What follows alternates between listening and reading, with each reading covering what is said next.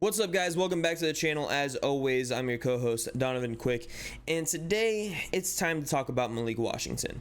Malik Washington, was projected third, fourth round pick. He had the most catches in UVA history in his senior season, and honestly, I thought this was the steal of the draft. We were able to get him all the way in the 6th round, projected late 3rd, early 4th round pick, and man, his route running looked crisp.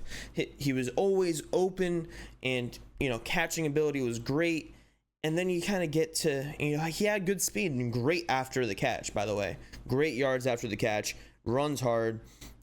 And you get into the offseason, and you hear in OTAs, Taj Washington, our 7th round pick from USC, was performing better than him and was, showing everything that you wanted to see out of a young guy, a young receiver.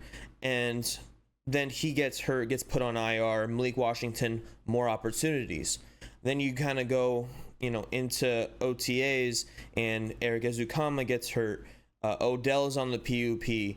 Then you have Craycraft get hurt in this latest preseason game. So now the door is wide open, right? Now Eric Ezukama did come back from his injury and is practicing and playing again, and he seems to have jumped Malik Washington yet again.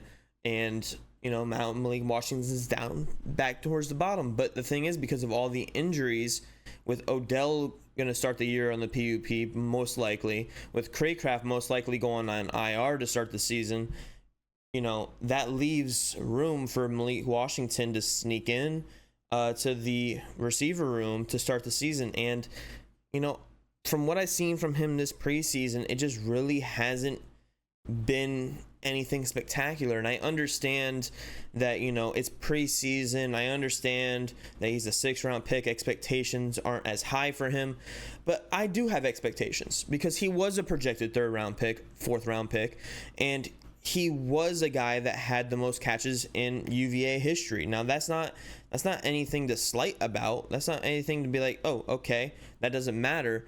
Like, it wasn't like it was a small school. UVA is a very good school with a long history. So for him to have the most catches in their history, I thought it was a pretty big thing.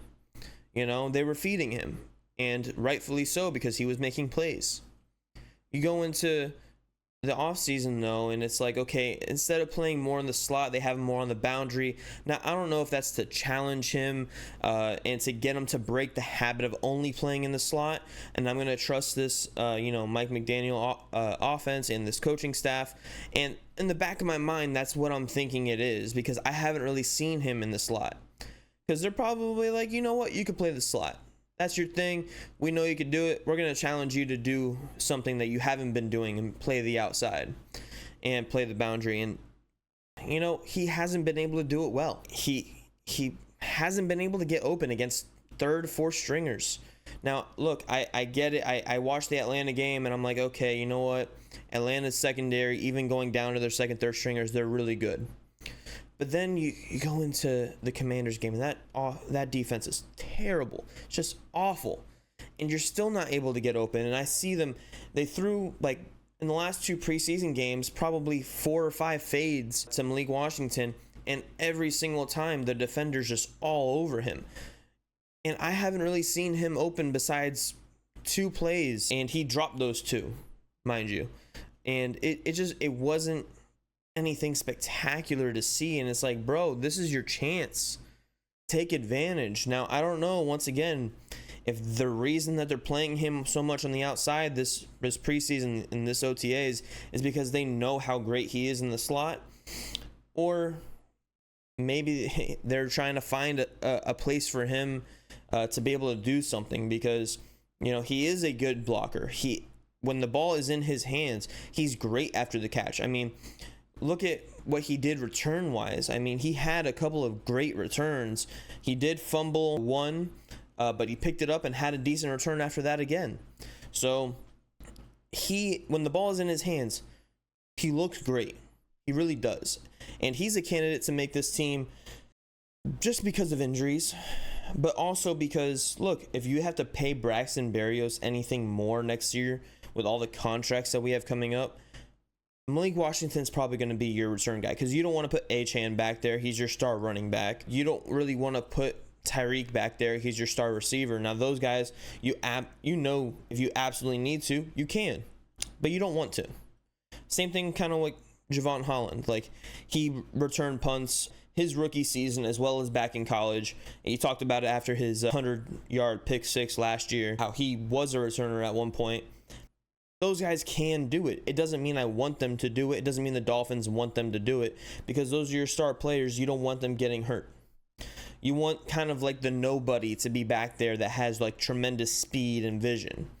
And Malik Washington has that. And I mean, he has really good speed. It's not, you know, rare 4.3, 4.2 speed. I believe he's somewhere in the mid 4.4s, which is still very fast, mind you. But, you know, when half the NFL rookies now are running 4.2, 4.3s, it's ridiculous. Especially when half your team runs faster than you, it's ridiculous. But Malik Washington, I mean, back to, it's just, hasn't been showing me anything besides his hard work. And now look, he's a very, very hard worker, and I'm rooting for this kid, and there's nothing I can take away from him there. Absolute dog when it comes to just putting in the work, and that's the type of guy you want in your locker room. It really is. And he's just not taking a hold of these opportunities that are given to him. You know, he had the opportunity when Eric Ezukanma was out, and guess what happened to the offense in the fourth quarter of the Atlanta game? Did absolutely nothing. He was their star receiver there, and he wasn't able to get open. They weren't able to get him the ball. They were only able to get the ball to really McGowan, and McGowan dropped almost everything thrown his way. Then you have Malik Washington, who's just not open against third and fourth stringers. It's not impressive, and it's concerning, honestly, because if you think about it, yeah, he's only our fifth receiver down. But if you look at the top, Tyreek Hill is injured right now. Waddle's banged up right now. Odell's still on the PUP. Craycraft is going to be start the year on IR. Eric Ezukanma has a lengthy injury history. And then after that, you have Berrios, who has been banged up all offseason as well. So every single person in front of him, literally every single person in front of him, has been dealing with an injury of some kind. And injuries are going to come to fruition during the season. Look, someone at some point is going to miss games, whether it's Berrios, whether it's Ezukanma, and he's going to have to step up, and he's going to get the playing time. He's going to get the snaps. And look, I get it. If he can go out there and block and be tremendous at blocking, then he'll probably get those running game snaps. But when he comes into the game, I don't really want it to be like, oh, hey, Dolphins are running it. Even though last year we did it when Tyreek and Waddle were not on the field for the 15% of snaps. 80% of those snaps that they weren't on the field was a run play. So they knew that we were running the ball anyway, and we were still able to average 5 yards a carry.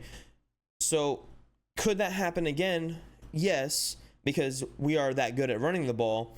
However, it's just, I don't want it to be that way. I want to be able to, you know, Tyreek and Waddle aren't on the field.